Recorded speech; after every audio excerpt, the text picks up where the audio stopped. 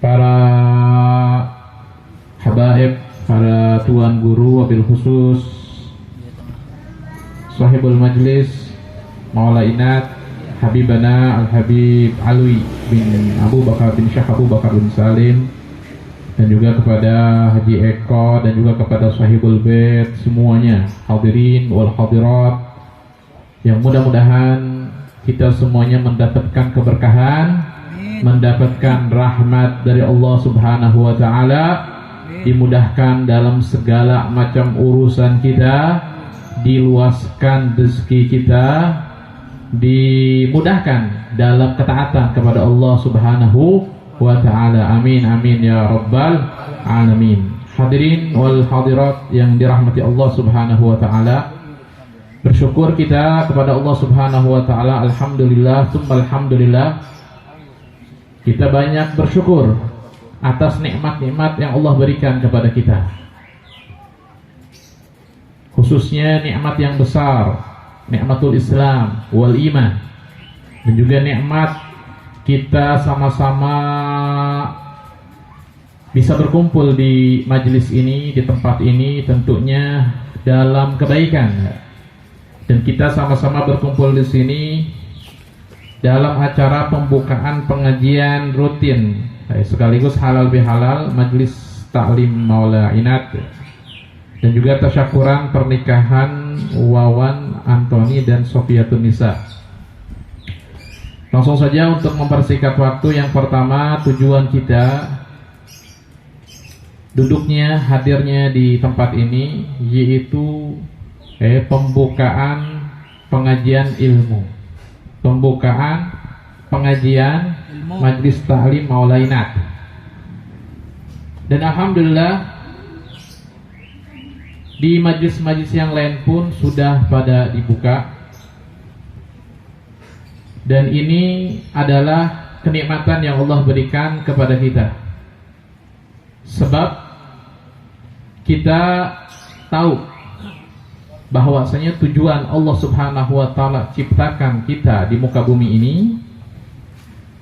adalah untuk beribadah kepada Allah Subhanahu wa Ta'ala, dan Allah Subhanahu wa Ta'ala tidak akan menerima ibadah seorang hamba dan tidak sah ibadahnya jika tidak didasari dengan ilmu. Dan di manakah kita bisa memperoleh pengetahuan, jadi tahu cara ibadah, cara sholat, cara bermuamalat? Tentunya itu ada di majlis-majlis ilmu. Para nabi dan rasul dari zaman Nabi Adam sampai Nabi Muhammad SAW, mereka Allah perintahkan, mereka Allah utus sebagai nabi dan rasul untuk apa? Untuk menyampaikan perintah dari Allah Subhanahu wa Ta'ala. Apa perintah Allah? Untuk mentauhidkan, untuk beribadah kepada Allah Subhanahu wa Ta'ala, hanya kepada Allah, hanya kepada Allah.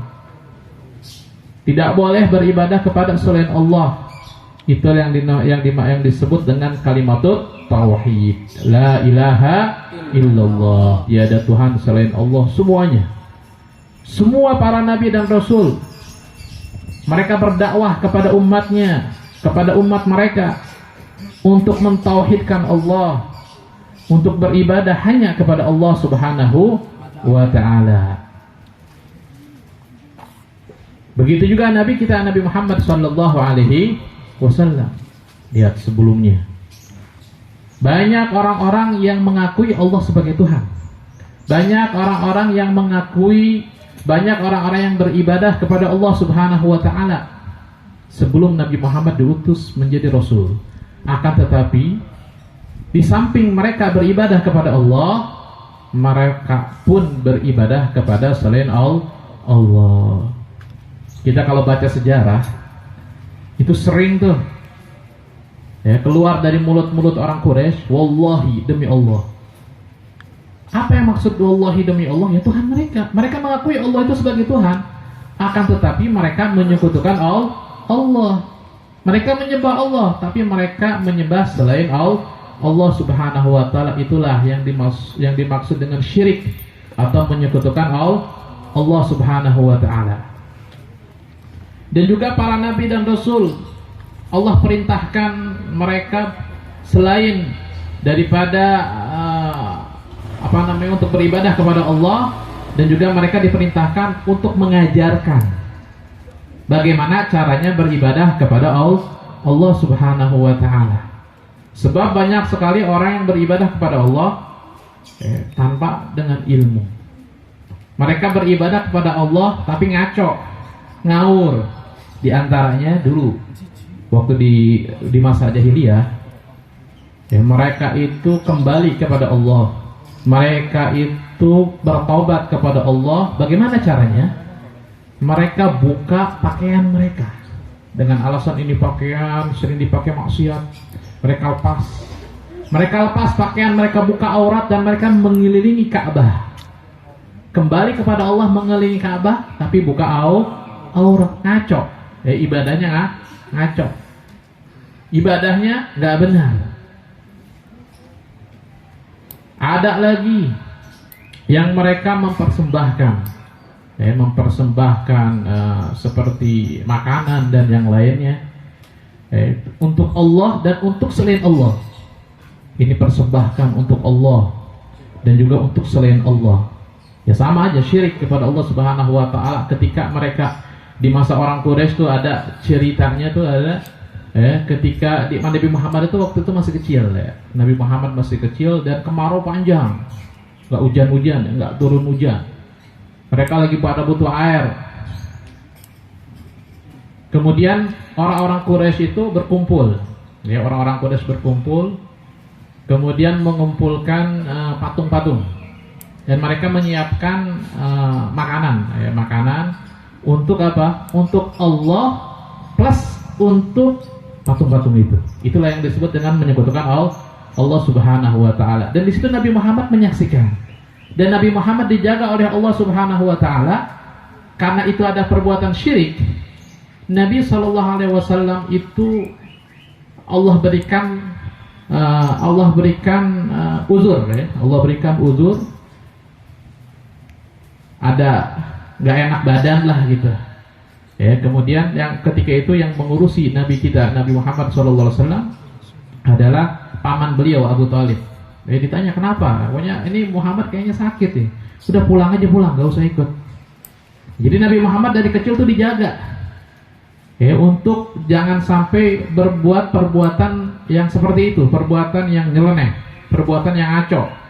Kemudian singkat cerita, Nabi SAW diutus oleh Allah Subhanahu wa taala. Apa dakwah Nabi? Pertama kali yaitu mengajak mereka untuk meninggalkan berhala-berhala, untuk meninggalkan patung-patung, untuk beribadah hanya kepada Allah Subhanahu wa taala, untuk menancapkan keyakinan di hati mereka bahwasanya tiada Tuhan selain Allah dan Nabi Muhammad utusan Allah. Setelah itu Nabi SAW mengajarkan kepada umatnya bagaimana cara beribadah kepada Allah yang baik dan benar. Nah, kemudian beribadah kepada Allah Subhanahu wa taala tentunya ada ibadatul mahad. Ibadatul mahad ini murni karena Allah, nggak ada sangkut pautnya dengan manusia, nggak ada. Justru kalau ada sangkut paut dengan manusia itu bisa nggak diterima. Contoh sholat ya. Dia sholat ada sedikit untuk atau karena manusia pengen dipuji, pengen dapat sesuatu penghormatan dan yang lainnya, maka itu yang dimaksud dengan riya. Sholat, puasa itu ibadah karena Allah, ibadatul mahad, murni karena Allah Subhanahu wa taala. Kemudian ada ibadah yang ada kaitannya dengan manusia. Seperti pergaulan kita sehari-hari. Kita jual beli ya. Kita berhubungan dengan tetangga, kita berhubungan dengan istri kita, dengan anak kita, dengan guru kita, dengan semuanya, dengan manusia tentunya. Atau yang dimaksud dengan hablum hablum minan nas. Jadi ada hablum minallah, ada hablum minan nas, dan semuanya itu sudah jelas diajarkan bagaimana tata caranya oleh Nabi Shallallahu Alaihi Wasallam. Dan kemudian semua yang diajarkan oleh Nabi dan oleh sahabat-sahabat, oleh generasi-generasi setelahnya, dan terus generasi demi generasi, maka diajarkan di khususnya di masa ini itu diajarkan di majelis-majelis ilmu, diajarkan di madrasah, diajarkan di pesantren-pesantren. Itu semuanya yang diajarkan itu tentunya sesuai apa yang diajarkan oleh Nabi kita, Nabi Muhammad Sallallahu Alaihi Wasallam. Semuanya, bahkan hal yang sepele aja diajarin. Apa hal yang sepele? Nabi ini ngajarin yang sepele aja, apalagi urusan yang penting, urusan yang besar ya. Urusan yang sepele, seperti masuk kamar mandi. Masuk kamar mandi diajarin sama Nabi. Tidur, diajarin cara Nabi.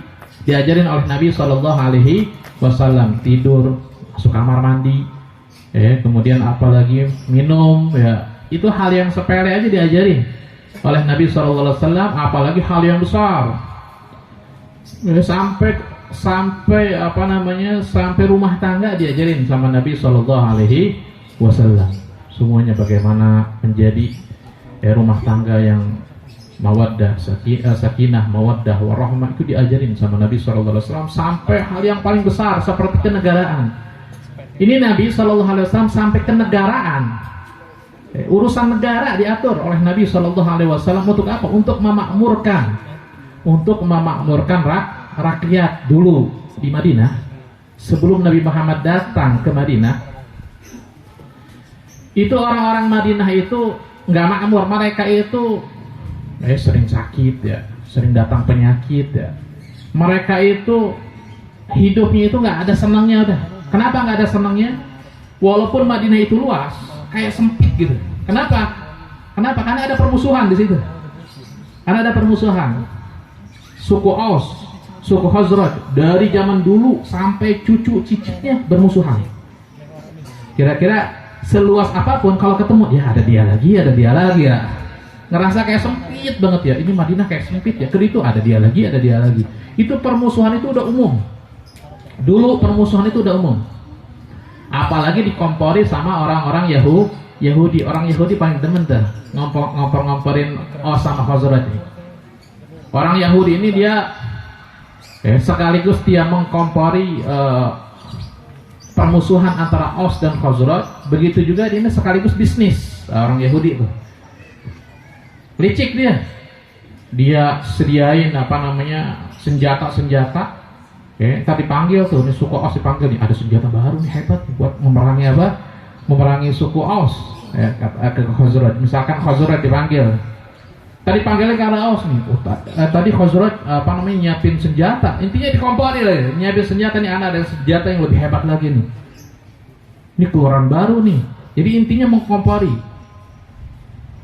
Mereka penuh dengan kedengkian, mereka penuh dengan permusuhan. Kemudian ekonomi mereka dikuasai oleh orang Yahudi. Pasar itu dulu, pasar itu dikuasai oleh orang Yahudi. Isinya apa? Riba. Itu isinya udah riba, banyak riba, nggak ada keberkahannya sama sekali. Kehidupan mereka nggak ada keberkahannya, nggak ada senangnya hidup mereka. Kemudian datanglah Nabi Muhammad SAW. Hijrah dari Mekah ke Madinah. Apa pertama kali tugas Nabi SAW ketika datang ke Madinah? Menyatukan, mempersaudarakan. Al-Muslim akhul Muslim. Muslim dengan Muslim yang lain bersaudara. Al-Mu'min akhul Mu'min. Mu'min satu dengan Mu'min yang lain bersaudara. Bahkan orang-orang yang belum masuk Islam ketika itu diajak untuk bersatu gitu. Diajak untuk bersatu. Ini sama-sama orang Madinah bersatu. Seorang muslim, sampai ada disebutkan di dalam sejarah Nabi SAW, itu Nabi Muhammad ketika datang ke Madinah menguasai kota Madinah, itu Nabi Muhammad bikin undang-undang. Sama kayak negara gitu bikin undang-undang. Seorang muslim nggak boleh ngeganggu orang kafir. Di antaranya nih, Seorang muslim nggak boleh mengganggu orang kafir. Begitu juga orang kafir nggak boleh mengganggu orang muslim. Banyak. Anak nggak bisa nyebutin. Ada 50 lebih peraturan yang Nabi SAW buat di dalam undang-undang itu. Intinya Nabi SAW mengatur semuanya dari hal yang kecil sampai hal kenegaraan diatur oleh Nabi Muhammad SAW, sehingga apa yang terjadi? Madinah menjadi baldatun thayyibatun wa rabbun, negeri yang aman. Yang dulu pasar mereka penuh dengan riba, itu nggak ada lagi. Jauh daripada keberkahan, nggak ada lagi. Semuanya makmur. Madinah yang kecil menjadi makmur. Itu adalah berkat ajaran Nabi kita, Nabi Muhammad SAW. Kemudian siapa yang dongkol ya? Siapa yang kesal? Orang Yahudi. Aus sama Khazraj dulu bermusuhan ya. Berkat Nabi Muhammad SAW, mereka damai. Yang ratusan tahun mereka bermusuhan, damai. Sebab Nabi Muhammad SAW. Kemudian orang-orang Yahudi, mereka menguasai pasar-pasar mereka ya, dengan apa? Dengan kelicikan mereka, dengan riba dan yang lainnya dihapus semuanya. Intinya ketika itu sebelum Nabi Muhammad datang ke Madinah, itu yang kaya itu orang Yahudi, yang berkuasa orang-orang Yahudi. Ya, orang orang Madinah itu ya, mereka itu pribumi, tapi yang kaya mereka gitu. Nabi Muhammad datang, kebalik. Nabi Muhammad datang, orang-orang Madinah yang jaya. Dihilangin semua itu. Cara berdagangnya orang Yahudi itu dihilangin semua, bahkan buat pasar sendiri. Jadi ada dua pasarnya, pasar Yahudi, ada pasar orang Islam. Di situ nggak ada lagi riba, nggak ada. Semuanya orang-orang yang pengangguran ya, orang-orang yang miskin, semuanya dijaya. Jadi ada kerjaan gitu di situ. Lihat bagaimana Abdurrahman bin Auf. Ini Abdurrahman bin Auf ini orang yang pintar dagang ya. Beliau sampai-sampai kalau ada orang yang kesusahan, itu diajak bisnis sama dia. Udah ente kerja sama aja, jadi karyawan ana. Ente begini aja, udah ente dagangin aja. Wah, hasil banyak sekali orang-orang miskin daripada orang-orang Islam jadi jaya. Dengan diajak oleh Abdurrahman bin Auf. Pertanyaannya, Abdurrahman bin Auf itu siapanya Nabi Muhammad? Sahabat Nabi Muhammad yang diajarkan oleh Nabi kita Nabi Muhammad SAW. Allahumma sholli ala Sayyidina Muhammad. Jadi intinya, hadirin wal hadirat, intinya adalah pengetahuan. Nabi SAW mengajarkan kepada kita segala macam pengetahuan, baik itu ibadah yang berkaitan dengan hanya hablum minallah ataupun hablum minan nas, semuanya diajarkan oleh Nabi kita Nabi Muhammad SAW. Bagaimana tata cara berperang ya, diajarkan semua oleh Nabi SAW.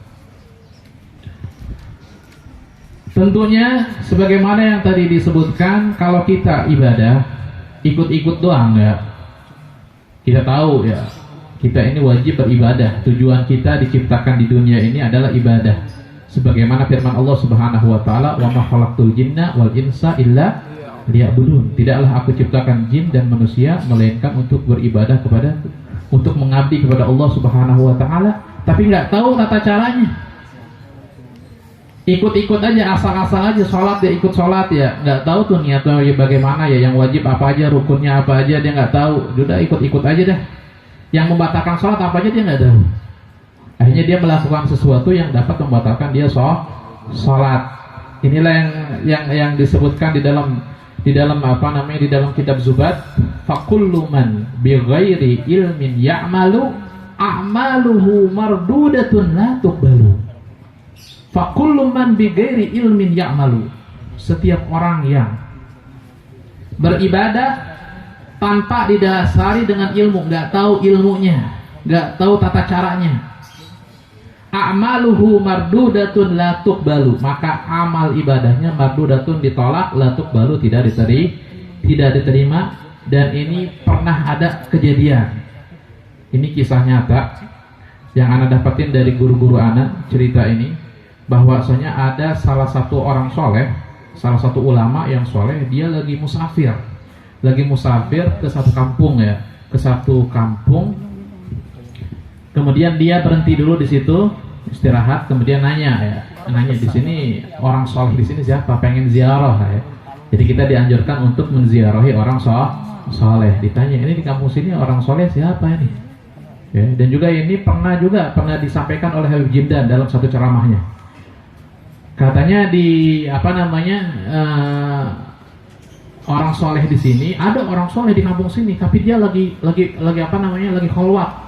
Lagi kholwat ini lagi uzlah, lagi bertapa lah, beribadah kepada Allah Subhanahu wa taala supaya nggak ada yang ganggu gitu. Supaya orang-orang nggak ada yang ganggu, dia ibadah di satu tempat harus naik dulu tuh. Kayak bukit gitu, harus naik dulu, dikasih tahu tempat-tempatnya. Itu orang soleh, masya Allah, ahli ibadah dia. Kemudian dia datang tuh orang tadi, datang pengen minta doa ya, minta tabarruk ya sama dia. Datang, ketemu tuh, benar dia lagi ibadah kepada Allah Subhanahu wa taala. Kemudian setelah itu ngobrol gitu, sampai akhirnya dia nanya, ngobrol sampai nyambung daripada obrolannya itu tentang keledai. Dia bawa keledai kan ya. Dari obrolan itu dia ngungkapin, jadi anak ini ibadah kepada Allah Subhanahu wa taala. Kalau lagi datang syahwat, kalau lagi namanya juga manusia ya, ada nafsu, ada syahwat ya. Kalau lagi datang nafsu, syahwat, anak datangin keledai anak, kata dia gitu. Habis itu lanjut lagi ibadah. Jadi biar tenang ibadahnya, katanya gitu. Kata dia, Allah, berapa tahun kayak gini salah semua. Dikasih tahu sama dia, nggak boleh kayak gitu. Dikasih tahu, dijelasin kenapa? Dia ibadah kepada Allah, tapi dia di sisi lain dia bermaksiat kepada Allah Subhanahu wa taala. Dia ibadah ketika lagi datang nafsu, syahwat, dia datangin keledainya. Ngaco gak? Salah gak? Salah, dikasih tahu sama dia. Kenapa seperti itu? Karena dia tanpa mengetahui ilmu, nggak tahu. Setelah itu dia menangis, ya Allah, selama ini ibadah saya, ya Allah, percuma selama ini. Kemudian setelah itu dia bertobat kepada Allah, dan dari situ dia nggak mau lagi meninggalkan ilmu. Dari situ dia udah mau belajar aja dah, belajar bagaimana tata cara ibadah yang benar supaya ibadahnya diterima di sisi Allah Subhanahu wa taala. Hadirin wal hadirat yang dirahmati Allah Subhanahu wa taala. Kemudian Nabi sallallahu alaihi wasallam juga menyebutkan firman Allah Subhanahu wa taala, yaitu dalam hadis qudsi, Ibn Adam tafarraq li ibadati amla sadraka ginan wa asuddu faqraka wa illa taf'al mala'tu sadraka syuglan wa lam asudda faqraka. Yang artinya, kata Allah Subhanahu wa taala di dalam hadis qudsi, wahai Ibn Adam, wahai manusia keturunan Nabi Adam, tafarraq li ibadati, kosongkan waktumu untuk beribadah kepadaku. Ini dalam 24 jam ini kita punya waktu gak? Punya waktu panjang, 24 jam. Kita kosongkan waktu kita. Waktunya subuh ya salat subuh, waktunya zuhur ya salat zuhur. Silahkan bekerja, silahkan berbisnis. Waktunya salat. Kata Allah, tafarraq li ibadati, kosongkan, luangkan waktumu untuk beribadah kepadaku. Amla sadraka ginan, amla sadraka ginan, maka aku akan penuhi hatimu dengan kekayaan. Ini yang paling penting. Kaya itu yang paling penting adalah kaya hati. Kata Allah, kalau engkau luangkan waktumu untuk beribadah kepadaku, ini lagi kosong nih, nggak ada ngapa-ngapain, baca Quran, ini lagi kosong nih, nggak ngapa-ngapain, sholawat kepada Nabi SAW, zikiran, apa kayak waktu-waktunya. Makanya ada sebagian ulama itu nih ana sering duduk bareng di mobil itu sama beberapa ulama. Itu kan waktunya kan kosong ya, dia tasbihan tuh.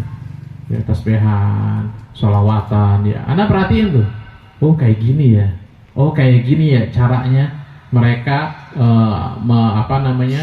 mengisi waktu kosong mereka untuk beribadah kepada Allah Subhanahu wa taala. Tafarraq li ibadati, luangkan waktumu untuk beribadah kepadaku.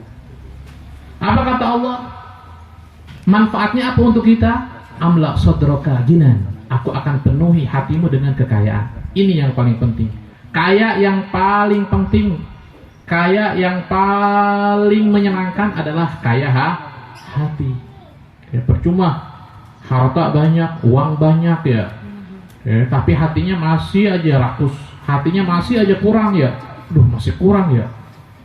Akhirnya apa yang terjadi? Mencuri sini ya, rampas ini, berbuat zalim sama orang lain ya, demi mendapatkan lebih kaya lagi. Nggak menyenangkan dia hartanya. Ya, uang yang ia miliki sebanyak apapun tidak menyenangkan dia. Kalau Allah tidak tanamkan di dalam hatinya rasa cukup. Kemudian apa lagi? Wa asudda faqraka, maka aku akan hilangkan, hapus kefakiran yang ada pada hatimu. Jadi manusia itu, sifat manusia itu kebanyakan watak aslinya itu hatinya itu tidak merasa puas dengan apa yang ia miliki. Bahkan disebutkan Nabi ini pernah menceritakan tentang kerakusan sifat manusia. Ini umumnya ya, pada umumnya ketika manusia itu diberikan satu gunung emas, dia memiliki satu gunung emas, maka dia akan mengharap 2 gunung emas. Sekarang jangan jauh-jauh dah emas, kendaraan aja, kendaraan deh. Ketika seseorang itu misalkan diberi motor, pasti dia mengharap mobil. Ketika dapat mobil, dia pengen mobil yang lebih lagi, mobilnya levelnya yang lebih tinggi lagi, yang lebih bagus lagi. Itu sifat manusia, sifat tidak merasa cukup. Kata Allah Subhanahu wa Ta'ala, kalau engkau luangkan waktumu untuk beribadah kepadaku, wa asaddu faqraka, aku akan hilangkan rasa fakir, rasa miskin yang ada pada hatimu. Aku akan hilangkan rasa ketidakcukupan yang ada pada hatimu. Dalam arti apa? Orang yang meluangkan waktunya untuk beribadah kepada Allah Subhanahu wa Ta'ala akan diberikan Allah sifat qanaah. Apa itu sifat qanaah? Sifat merasa cukup, syukur, dikit-dikit disyukurin. Alhamdulillah ya Allah, masih punya rumah ya, alhamdulillah ya Allah, masih punya kendaraan ya, walaupun nggak bagus-bagus amat, alhamdulillah ya Allah. Jadi ngelihat yang lain itu dia nggak ngiri, nggak ngiler itu ya. Nggak ngiler ngelihat temennya misalkan lebih mewah, nggak ngiler, alhamdulillah. Bersyukur. Jadi Allah letakkan di dalam hatinya rasa cukup, qanaah. Ini yang mahal. Ini yang mahal. Bahkan Imam Syafi'i menggambarkan orang yang di dalam hati seorang muslim itu ada sifat qanaah. Kata Imam Syafi'i apa? Fa anta wa malikud dunya sawa, kata Imam Syafi'i. Ente kalau mempunyai sifat qanaah, nih kata Imam Syafi'i, itu engkau dengan raja dunia itu sama. Sama kata Imam Syafi'i. Itulah yang dimaksud dengan kekayaan hati. Wa illa taf'al, kata Allah, kalau seandainya engkau tidak mengosongkan waktumu untuk beribadah kepadaku, kata Allah, waktunya sholat dia masih sibuk dengan dunia, waktunya sholat dia masih bisnis, dia tinggalin sholat demi dunia, dia tinggalin sholat demi urusan-urusan yang hina. Apa kata Allah? Mala'tu sadraka syuglan walam asudda faqra. Aku akan sibukkan, aku akan penuhi hatimu dengan sibuk. Dia menyibukkan dirinya, maka Allah akan lupakan dia. Aku akan penuhi hatimu dengan kesibukan. Sampai nggak ada waktu ya, nggak ada waktu buat hadir majelis ilmu, nggak ada waktu. Nggak ada waktu buat ibadah, buat sholat, nggak ada waktu. Itu sholat tuh mana nggak ada waktu, sibuk kata dia gitu ya. Nggak ada waktu buat sholat. Sholat cuma 5 menit doang, nggak ada waktu. Udah dihapus. Kemudian walam asudda faqraka, dan kata Allah, aku tidak akan mencabut rasa fakirmu yang ada pada hatimu. Dalam arti dalam hatinya itu merasa kurang aja ya. Jadi kalau seseorang dia tidak mengosongkan waktunya untuk beribadah kepada Allah, waktunya sholat, dia nggak sholat. Sholat 5 waktu. Kapan terakhir? Kapan ya terakhir ya? Oh kemarin pas lebaran ya. Pas lebaran kemarin tuh. Dia sampai sholatnya mikir, kapan ya terakhir sholat ya? Maka apa? Kata Allah Subhanahu wa Ta'ala, aku akan penuhi hatinya dengan rasa kurang terus sudah, akhirnya hidupnya merasa kurang. Kemudian dan juga duduk dan hadirnya kita di sini juga dalam acara halal bihalal. Kita tahu ya, istilah halal bihalal ini udah apa namanya, udah rumlah ya. Halal bihalal, saling memaafkan satu dengan yang lainnya, saling halal, saling memaafkan maksudnya. Nah ini juga penting, ini juga termasuk hablum minan nas. Nah seseorang itu tidak akan diampuni dosanya oleh Allah Subhanahu wa taala jika berkaitan dengan manusia, kecuali halal, dapat halalnya, kecuali dapat ridhonya, kecuali dapat maaf dari dia. Ketika seseorang berbuat salah, seorang muslim berbuat salah kepada muslim yang lain, kemudian dia bertobat kepada Allah Subhanahu wa taala, dan muslim yang tadi nggak ridho, dia merasa tersakiti, dia merasa terzolimi, ya. Dia nggak ridho, dia nggak memaafkan, maka Allah Subhanahu wa taala tidak akan memaafkannya kecuali mendapatkan maaf dari dia. Inilah inti daripada perkumpulan ini, adalah saling memaafkan. Ini diantara kita nih, kalau ada yang salah, udah sama-sama memaafkan. Kalau seandainya kita berbuat salah sama orang lain dan kita saling memaafkan, insya Allah Allah juga memaafkan kita, mendapatkan pengampunan Allah Subhanahu wa taala. Jangan harap mendapatkan pengampunan Allah kalau kita masih ada salah dengan orang lain dan kita belum minta maaf sama dia. Maka dari sinilah di tempat-tempat yang lain juga banyak yang mengadakan halal bihalal. Setelah itu mereka semuanya saling memaafkan, sehingga kita bisa mendapatkan pengampunan dari Allah Subhanahu wa taala. Kalau kita baca di dalam syurutut taubah, itu syarat bertobat. Ketika seorang muslim atau muslimah berbuat salah, maka dia wajib bertobat kepada Allah Subhanahu wa taala. Ketika melakukan dosa, maka dia wajib bertobat kepada Allah Subhanahu wa taala, dan syarat bertobat untuk supaya tobatnya diterima di sisi Allah Subhanahu wa taala yaitu menyesali perbuatannya. Menyesali perbuatannya, meminta ampun kepada Allah Subhanahu wa taala, menyesali perbuatannya dan meninggalkan perbuatan dosa tersebut, dan bertekad untuk tidak melakukan dosa tersebut. Nah, kemudian sepakat para ulama, apabila dosanya itu berkaitan dengan manusia, ada tambahan satu syarat lagi. Itu apa? Meminta maaf, meminta halal. Inilah istilah daripada halal bihalal. Kemudian yang terakhir, duduknya kita di sini yaitu tasyakuran pernikahan daripada Wawan Antoni dan Sofiatun Nisa. Kita doakan nih.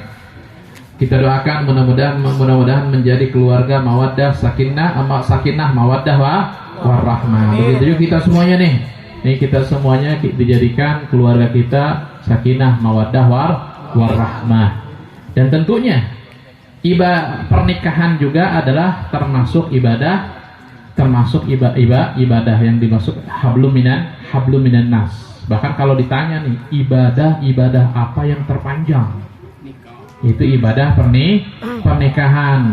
Kalau dia nikah sampai meninggal dunia, dari nikah sampai meninggal dunia itu 30 tahun, berarti ibadahnya 30 tahun. Kenapa? Karena di dalam pernikahan ini banyak sekali ibadah-ibadah di dalamnya. Antaranya adalah berhubungan, antaranya adalah nafkah, antaranya adalah idkhalus surur, itu menyenangkan. Seorang suami menyenangkan istrinya.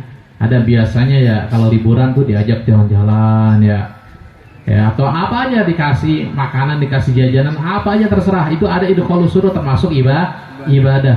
Terus juga yang paling penting adalah sabar. Itu yang paling penting. Yang paling penting adalah sabar. Allah Subhanahu wa taala berfirman dalam Al-Qur'an, "Wa ja'alna ba'dakum li ba'din fitnatan atasbirun." Dan kami jadikan kamu dengan orang yang di sekitar kamu. Di sekitar kita siapa? Ya pasti istri kita ya, pasangan kita, anak-anak kita, ibu kita, kakak kita, tetangga kita. Itu semuanya kata Allah Jadi Allah Subhanahu wa taala jadikan watak-watak yang berbeda-beda, sifatnya beda-beda. Untuk apa? Fitnatan, sebagai ujian. Jadi fitnatan di sini maksudnya adalah ujian dan cobaan. Wataknya beda-beda, sifatnya beda-beda, dan kita nimplung di situ. Dalam satu tempat, tetanggaan ya misalkan bersama tetangga ya, atau satu rumah bersama orang tua ya misalkan, atau satu rumah bersama pasangan dan anak-anak, itu semuanya sebagai ujian dan cobaan. Apa kata Allah? Atas birun, apakah kalian bisa bersabar? Fa in sabara falahu ridho. Kalau seandainya dia ridho, kalau seandainya dia sabar, maka dia mendapatkan ridho Allah Subhanahu wa taala. Kalau seandainya dia sabar menghadapi ibadah yang begitu panjang, maka dia termasuk orang yang mendapatkan ridho Allah Subhanahu wa taala. Tapi kalau seandainya dia nggak sabar, apa yang terjadi kalau dia nggak sabar? Dari dunianya aja, dari segi dunianya aja, misalkan dia pisah. Naudzubillah. Makanya kita doa mudah-mudahan selalu rukun, amin. Amin. Ya, mudah-mudahan keluarga kita selalu rukun. Ketika ada permasalahan, mudah-mudahan saling mengerti, saling memaafkan. Oh mungkin begini, oh mungkin begitu. Cari 70 alasan, pokoknya. Cari 70 alasan untuk mengertikan, untuk mengerti. Oh mungkin begini, oh mungkin begitu, sehingga lahirlah sakinah, mawaddah, warahmah. Amin amin ya rabbal alamin. Hadirin wal hadirat yang dirahmati Allah Subhanahu wa taala. Mudah-mudahan kita semuanya duduknya kita di sini dihitung sebagai amal ibadah di sisi Allah Subhanahu wa taala, dan mudah-mudahan duduknya kita di sini mendapatkan keberkahan sehingga hidup kita menjadi berkah, rezeki kita luas, dan juga duduknya kita di sini mudah-mudahan kita mendapatkan ilmu yang bermanfaat, bisa mengamalkan apa yang telah disampaikan, khususnya al-fakir, khususnya saya sendiri. Dan mudah-mudahan kita semuanya mendapatkan ridho Allah Subhanahu wa taala, dimudahkan oleh Allah Subhanahu wa taala dalam menjalani kehidupan ini, tentunya tujuannya untuk beribadah kepada Allah Subhanahu wa taala, dimudahkan, diberikan rahmat, diberikan taufik. Allahumma ya man waffaqa ahlal khair lil khair wa anahum alaih, waffiqna Allahumma lil khair wa inna alaih. Ya Allah, sebagaimana Engkau memberikan taufik kepada orang-orang soleh dalam menjalani kehidupan ini, mudah dalam ketaatan, mudah dalam meninggalkan maksiat, maka ya Allah berikanlah kepada kita semuanya nih yang hadir di sini taufik, sehingga kita semuanya mudah dalam taat kepada Allah, mudah dalam meninggalkan maksiat ya Allah. Allahumma ya man wafaqa ahlal khair wa annahum alaih, dan juga sebagaimana Engkau membantu mereka orang-orang soleh dalam beribadah kepadamu, maka bantu kami, wa inna alaih, maka bantu kami ya Allah untuk bisa mengabdi bertakwa kepadamu birahmatika ya arhamar rahimin. Mungkin sekian apa yang bisa saya sampaikan pada pagi hari ini, kurang lebihnya dalam penyampaiannya saya mohon maaf. Hadani Allah wa iyyakum ila shiratal mustaqim. Wassalamualaikum warahmatullahi wabarakatuh.